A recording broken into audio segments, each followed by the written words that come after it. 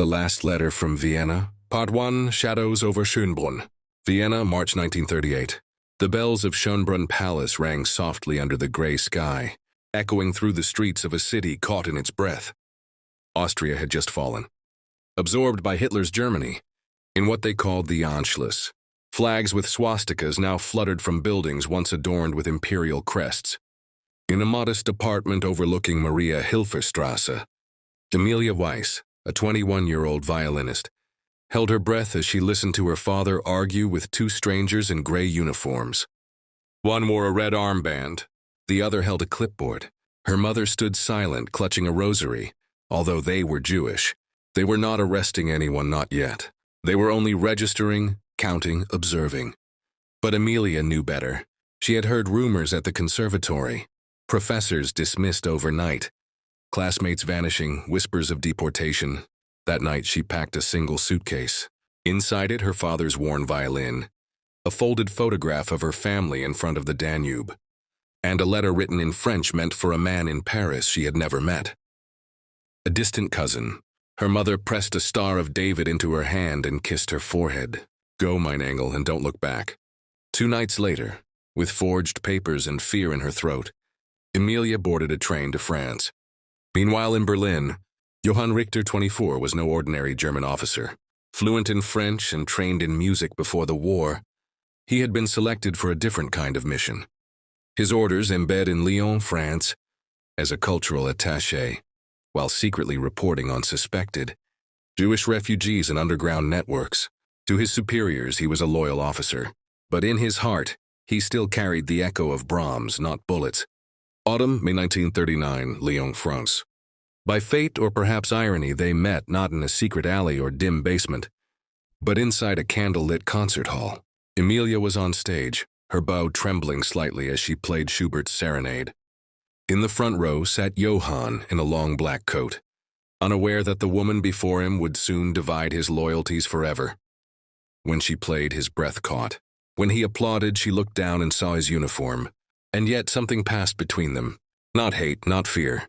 A question neither dared ask. Who are you, really? The Last Letter from Vienna. Part 2. A Sonata in Shadows. Lyon, winter, 1939. The days grew shorter. The chill in the Rhone Valley deepened. Yet inside the Salle des Lumières, where Emilia now performed every Thursday, the music warmed the hearts of many soldiers. Civilians and spies alike. Emilia had seen him again. The man in the front row. The one with the unreadable eyes.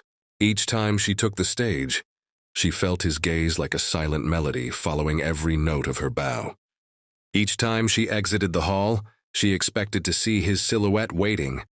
And on the third Thursday, he was. Your Schubert was heartbreaking, he said quietly in near-perfect French. She glanced at his coat, long, black and formal. No armband, no insignia. Then perhaps I played it right, she replied, her tone polite but cautious. You're not from here. Neither are you. That was the beginning. In the weeks that followed, they crossed paths again, first by coincidence, then by intention. A cafe here, a bookshop there, conversations that danced around their truths. She told him she was from Vienna. He said he was from Berlin. Neither mentioned the war. But beneath the civility, Emilia's instincts screamed. Johann Richter. That name whispered through the underground. A cultural officer. Perhaps a spy or worse. Yet might he listen to her stories. He knew Debussy and Rilke. He never asked questions she didn't want to answer. One evening, as the snow fell over cobbled streets, he handed her a parcel. Inside was a new violin string, German-made. And a note. Even the wrong hands can hold something fragile. But the line between truth and lies could only bend so far. One night after curfew, Emilia returned to her apartment to find the door ajar. Her sheet music was scattered. Her mother's photograph was gone. Pinned to the wall was a torn envelope. On it, a message in French. The lion knows the lamb. Run before the lion forgets. She froze. Had Johann sent it? Had someone else been watching them both? The resistance began whispering her name. The Gestapo was circling, and Johann was he her enemy, her protector, or something far more dangerous? A city wrapped in fog.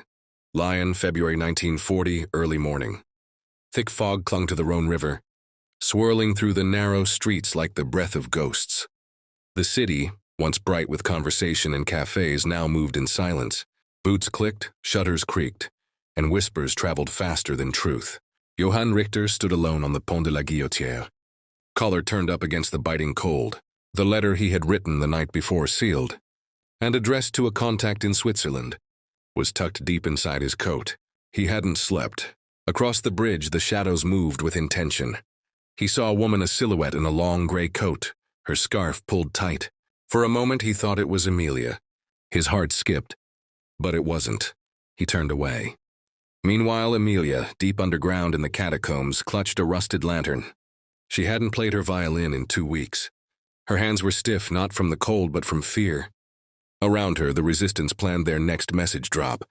A boy named Luke folded a small note into a violin case. "This one's for the German," he said bitterly. She didn't answer. But as she turned away, a single tear dropped onto the case's wood.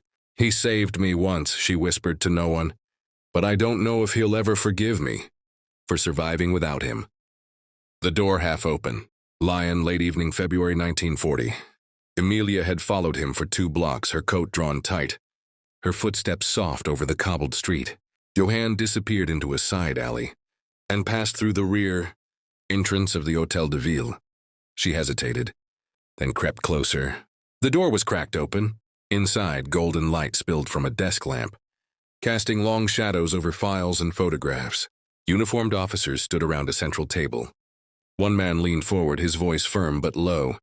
It was Johann. Her breath caught. She pressed herself to the wall. On the table, a stack of surveillance photographs.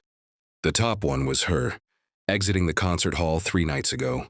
Below that, maps of resistance tunnels, names circled in red ink. Then Johann said something that shattered her. "She plays well. That much is true. But we still don't know who she answers to." Her knees nearly gave out.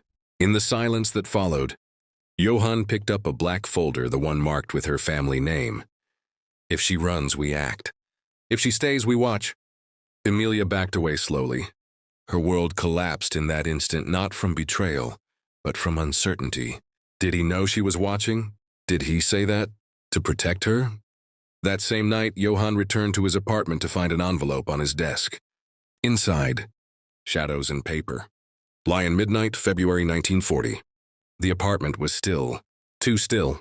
No creaking floorboards, no street sounds from outside. Just silence and the faint ticking of a mantel clock. Johann stepped inside, locking the door behind him. He shrugged off his coat, hung up his officer's cap, and reached to turn on the desk lamp. Its yellow glow spilled over a mess of papers and reports. But something new sat at the center of the desk, a plain cream envelope. No stamp, no seal, just his name written in red ink. Slowly, he opened it. Inside, a copy of a resistance blacklist, his name circled. A torn photograph of Emilia, taken from a distance. And a single note written in firm, slanted French. "You were seen. She knows. You must choose." He stared at it for a long moment, then slowly sat down, pressing the paper flat with gloved hands. The light flickered slightly as he reached for a pen but didn't write. He just sat in the dark, choosing. The next day, Emilia didn't go home. The descent. Lyon, morning light through dust. Emilia stood at the mouth of an old cellar beneath, a crumbling bookstore near Rue des Marronniers. The world above her bustled with soldiers, barking dogs and whispered betrayals. But down here in the shadows, the resistance breathed in silence. She clutched a worn satchel inside, a small bundle of sheet music, a cracked mirror, and the locket her mother gave her. A young boy opened the cellar door. "You're late," he said in a thick Lyonnais accent. "I wasn't sure I was coming," she replied. She descended the steps without looking back. Each creak of wood beneath her feet was a farewell to the life she knew. The music she played, the man she almost trusted. As the door shut behind her, the light narrowed, until all that was left was a sliver, then nothing. But the war was not done with them yet, seemed the ruin after the raid. Lyon, 2 weeks later, March 1940. The sound came before the light howls of falling, bombs that shattered windows. Before they ever touched the ground, fires bloomed across the skyline like twisted flowers. Buildings caved inward, screams echoed in the stone corridors beneath the city. When the dust settled, The resistance tunnel that Emilia had vanished into was now a crater, the bookstore above it gone just ash, smoke, and debris. Johann, in his uniform, stood outside the wreckage. Sleeves rolled, hands covered in soot. Civilians moved past him, coughing, weeping. A boy nearby held a violin case, dirt-smudged and cracked. "Where did you get this?" Johann demanded. The boy didn't answer, just held out a blood-stained note. "The violin is safe, but I am not. If you love me, stop looking, and forgive me for surviving." Johann sank to his knees as snow began to fall, ash mixed with ice while the city around him kept burning.